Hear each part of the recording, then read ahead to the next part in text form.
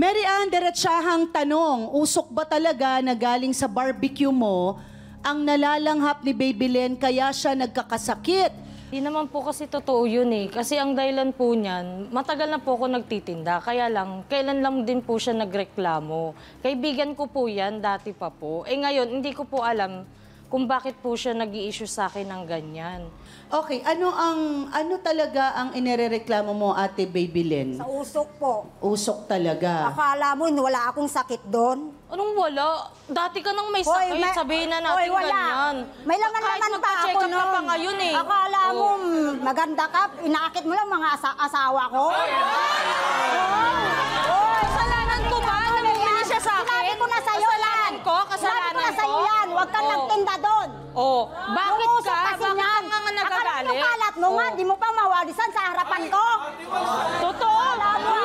Hindi totoo yun. Hoy, Alam mo hindi kung totoo yan. bakit? Hindi totoo. Ha? Ako ba Alam mo kung ako ba bakit? nagwalis doon? Sarili mong katawan, hindi mo kayang panindigan.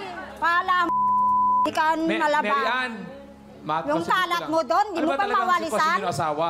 Ano ba? Wala po. Naiinggit lang siya. Ewan ko hindi dyan, ako bumibili lang naiinggit. yung asawa niya sa akin.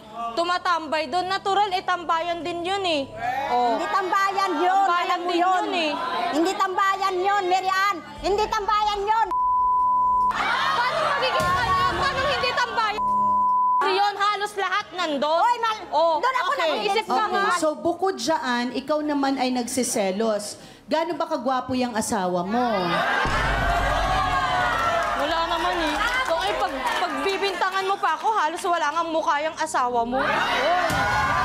Alam. Yung asawa mo, Hoy, wag mo meron na akong din. pagbintangan. Meron din Wag mo na asawa akong mo. pagbintangan. Alam Hoy, mo kung hindi. bakit hindi ko gawain yon kahit magtanong ka Alam. kanino.